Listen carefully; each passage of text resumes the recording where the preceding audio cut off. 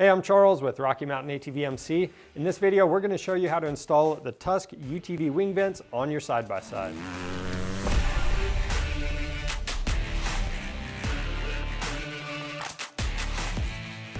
The Tusk UTV wing vent is for the person that has a full windshield on their side-by-side and you want to get a little more airflow into the cab without removing that windshield. So these wing vents, they're fully adjustable. So you can control how much airflow is actually coming in. It's going to help cool you off. Maybe you have some dust swirling around in here. It's going to help blow some of that dust out. And if you want to block a little bit of wind, maybe things cool off later, you can push these all the way out. So that's what this is for. Now, as far as mounting this up, this is going to work with most of your accessories because the mounting system is very versatile and the installation process is pretty simple. Now keep in mind, these are machine specific, so type in your year, make, and model when you go to order them. So with all that being said, let's get started.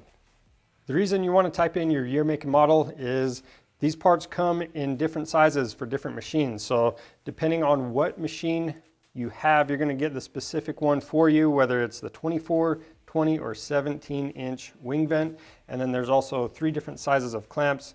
So it could be 1 3/4, 1 7/8, or the 2-inch clamp. So again, very important to get the correct stuff for your machine. Now, as far as clamps go, if you need to see if these are going to work with your accessories, they're about 1.5 inches wide, and then the low profile section is just over 2 millimeters thick. Now, with this, we're going to show you 3 different configurations on how to assemble these clamps, and that way you can work around your different accessories. And the hardware we're showing right here, this is just for one side. Your kit will come with the hardware for both sides. For tools, all you need to install this is your 4mm Allen, a 10 and 13mm wrench, and we're also using those sockets as well. Now, these wing vents, they are made so you can modify them if you need to. So if that's the case with you, then you're going to want to have a Sharpie. We have a 9/32 inch drill bit and our drill. Like I mentioned earlier, the install process will be similar for any side-by-side, but we're going to show you how to do it on our KRX 1000. Now, the KRX 1000 kit comes with the 1 3/4 inch thin clamps, and it's going to come with the 17-inch wing vent. Now, the first thing you're going to do is install the thin clamps. So to get these installed, depending on what you have, you may have to just loosen up the mounts for your windshield. Some of you might need to completely remove the windshield. For us, we have the folding glass windshield, so we're just going to fold it down and out of the way. To get these thin clamps installed, all you have to do is spread the open end over the A-pillar. If you want to prevent scratching your A-pillar, you can use the bag that these clamps came in, and then once the clamp's installed, move the bag out of the way. And we'll do that one more time. At this point, we need to start assembling the mounting bracket for the wing vent. So first thing we're going to install is this pivot bracket. Now, this can be set up in different orientations. We're going to show you the standard way first. So we're going to take the M8 bolt, the serrated washer. We'll slide this through the bracket, and then we'll put the inside of the clamp on, and then slide the bolt all the way through. Now keep in mind you have a foam piece on the inside of this bracket, so you may need to press on that while you slide the bolt through. We're going to put the M8 nylock nut on the back and leave the hardware loose for now.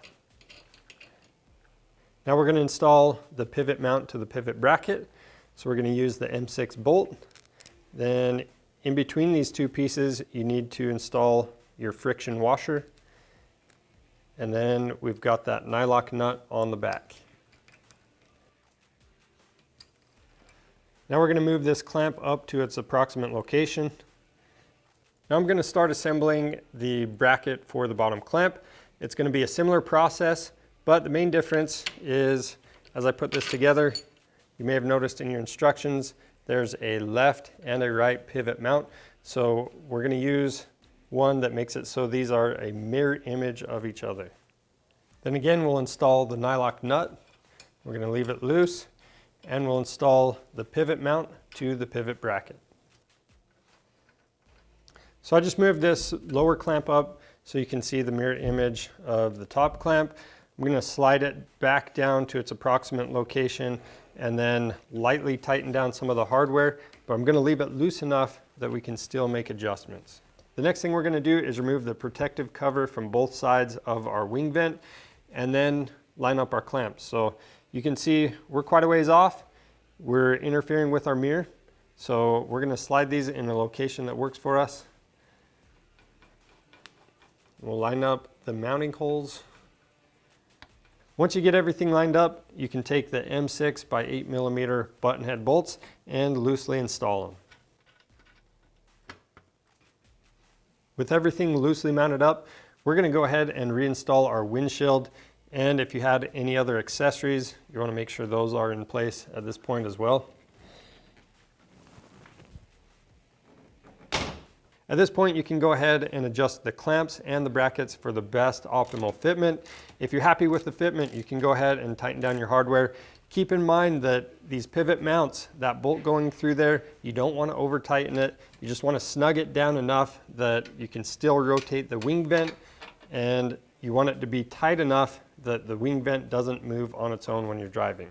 Now, if you're not happy with the fitment, right here we're showing you 3 different configurations that you can also find in your instructions that will allow you to move the wing vent either closer or further away from the A-pillar, or just rotate the fat part of the clamp.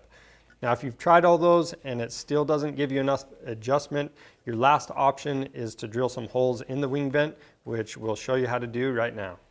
So just for an example, let's say we can't lower this clamp any further and the mount doesn't line up with these 2 holes down here.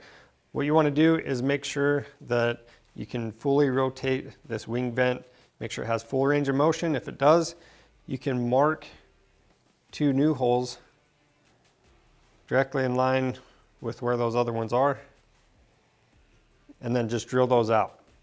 This is our wing vent for the other side. We went ahead and used our 9/32 inch drill bit, drilled some holes in it. This is what it should look like if that's what you need to do to yours. And anytime you're drilling, make sure you're wearing safety glasses. So once you've done that, you can go ahead and mount everything back up and tighten down your hardware. And then you want to do these same steps to the other side. Once you have all the hardware tightened down, you're ready to go try these out. Like we said before, these are going to keep you a lot more comfortable on your ride. Going to let some airflow into the cab, and they're a great accessory for your side-by-side. So if you need these, make sure you pick them up on our website. We have a lot of different accessories on there as well, so be sure to check that out and subscribe to our channel for more helpful content. Thanks for watching.